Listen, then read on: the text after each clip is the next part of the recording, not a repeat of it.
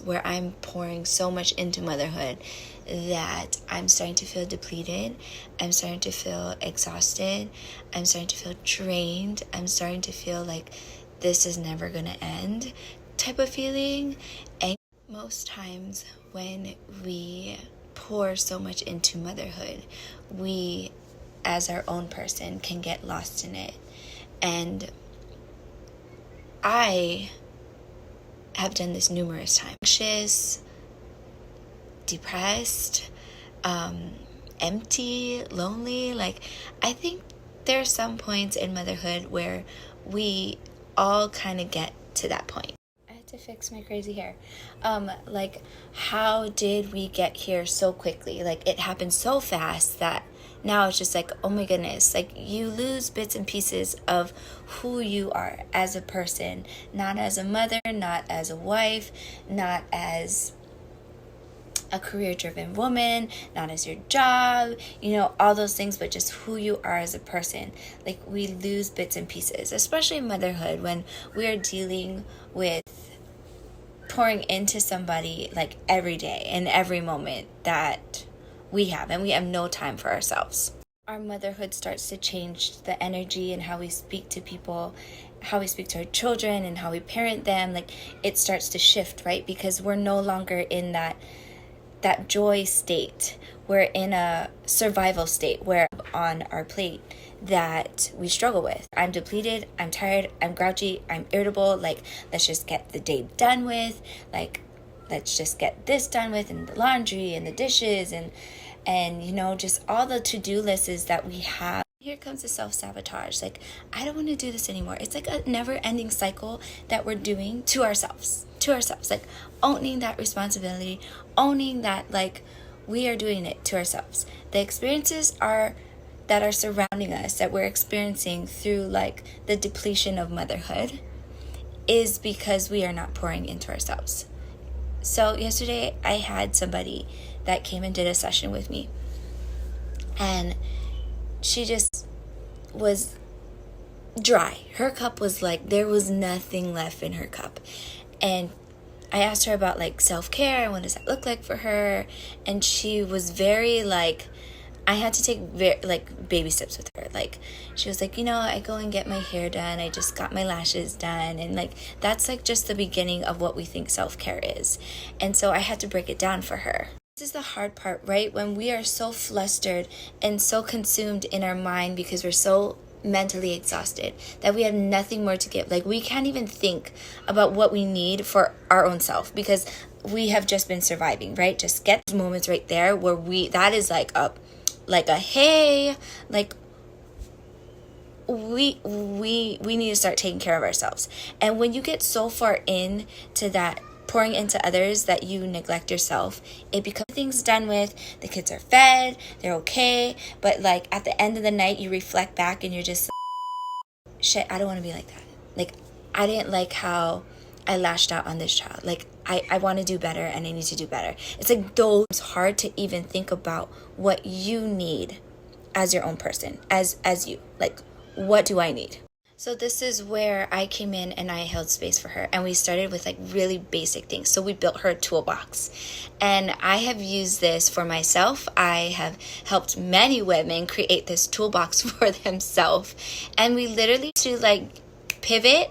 You need to, like, show up for yourself. This is your commitment to yourself. How can we commit to yourself? Okay, set an alarm. So you know that, like, okay, every so many hours, you need to drink water. And then we moved on to, like, the just went over, like, the basic things. Like, it was simple things. Like, we talked about, like, drinking water. We talked about, and that was, like, a physical need. And then we added an affirmation to that. And then I was like, set an alarm. Like, you need an emotional way of, like, self-care. And she was like, well, I loved reading books. And I'm like, make time for books then. Do you have time for it? Where in your day she's like, I have a lot of time.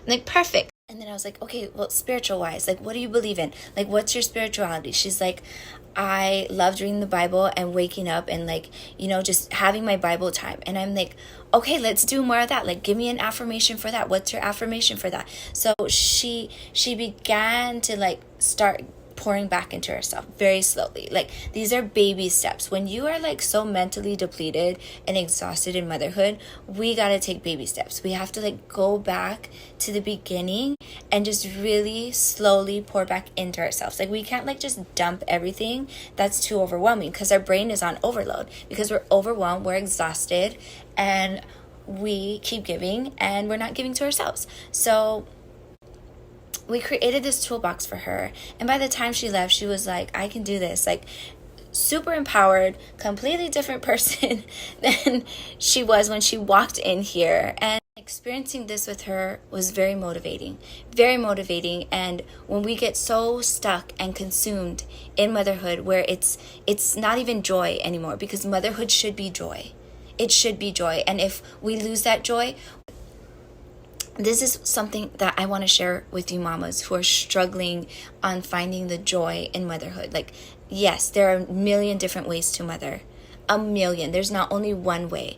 And if you are in a space, we know how to get back to that joy. It's going inwards and pouring into ourselves internally. So the outward of the experience we're having in motherhood is joy. And in a mental space where you feel weakened, where you feel depleted and stressed and overworked and just like had enough, you need to figure out where in your time throughout the day to make time to pour into you. And what does that look like? And what should that feel like for you emotionally, physically, spiritually, mentally, like all those things.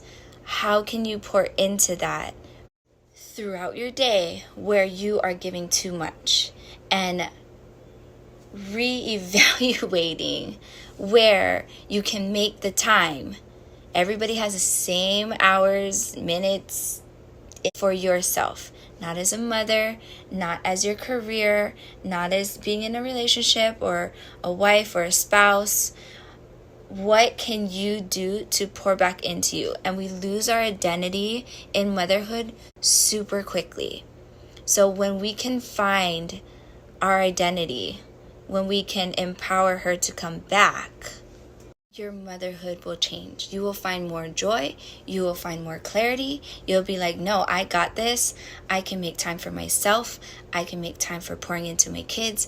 I can make time for my relationship, my marriage, all those things. It will work out. It will work out in your favor, because you are choosing to take care and to pour into your cup. So let me ask you once again.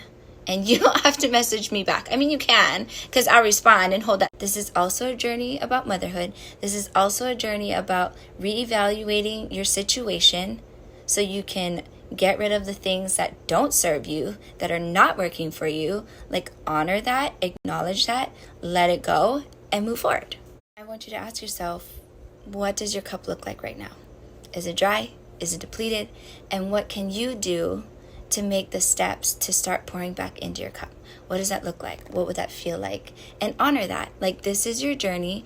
Okay, public service announcement. I'm already getting DMs and people are like, can you help me? Can you just yes, I offer these sessions. I do.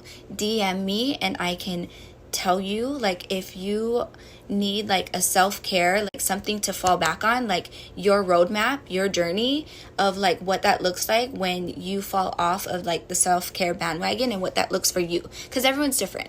Everyone's going through different experiences. If this feels pulled to you and you're yeah, I want to start off with 2022 pouring more into myself, taking care of myself, yes, DM me. I do FaceTime. You can do a she shed thingy session in here, but please just DM me and we'll do the damn thing.